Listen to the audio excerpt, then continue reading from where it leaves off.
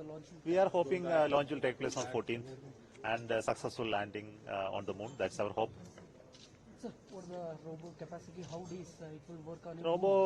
The rover is 26 kilogram mass rover approximately, and it will work for 2 weeks of time. Sir Chandrayaan किस तरह से चंद्रयान 2 से किस तरह से अलग है? चंद्रयान 3 क्या स्पेसिफिकेशंस है, मकसद क्या है? सो आपको पता है चंद्रयान 2 लैंडिंग करने के सफल नहीं हुआ है, तो हमने जो किया है कि आप उसके बाहर उससे सभी डाटा हमसे मिले, टेलीमेट्री डाटा ये बोलते हैं, हम टेलीमेट्री डाटा का एनालिसिस किया, हम सिमुलेशन किया और हमको पता चला कि क्या क्या प्रॉब्लम्स होते हैं उस चंद्रयान 2 पर। हमको ऐसे कार एक्सीडेंट होते तो हमको वहां जाकर उस डेब्री को कलेक्ट करके एनालाइज कर सकता है। ये चंद्रयान 2 चंद्रमा पर गिरा है ना, हमको कुछ डेब्रिस तो नहीं मिला है, तो सिर्फ हमारे साथ जो डाटा वहां से क्या स्ट्रीम किया है, सो डाटा का हम सिमुलेशन किया। हमको पता है जरा 2-3-4 बात हुआ है, इसके कारण ये लैंडिंग परफेक्ट नहीं हुआ। सो पहला काम किया गया तो ये सब प्रॉब्लम्स को हमको दूर करना है, तो हमने रिव्यू किया किस जगह ये स्ट्रेंथनिंग चाहिए, तो वहां किया है।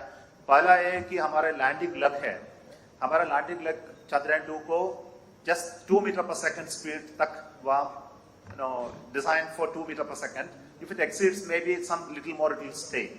सो हमने जो किया है, हमारा अधिक 50% एक्स्ट्रा कैपेसिटी बनाया this time, energy absorbing capability तो डबल किया है।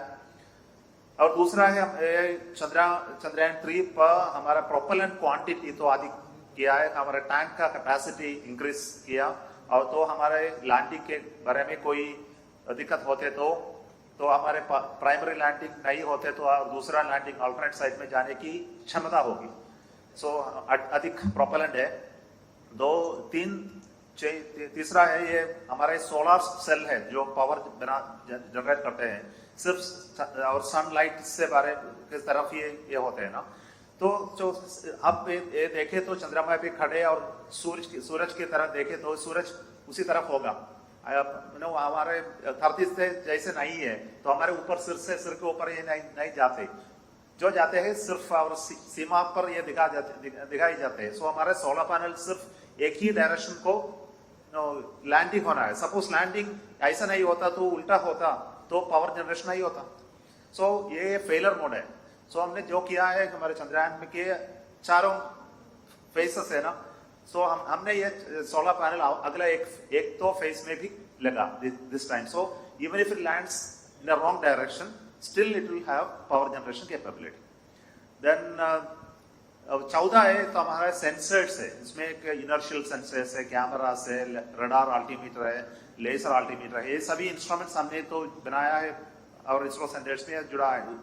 चंद्रयान 2 लैंडर में हमने एक अनोखी एक इंस्ट्रूमेंट भी बनाया है this time called laser Doppler वेलोसिमीटर।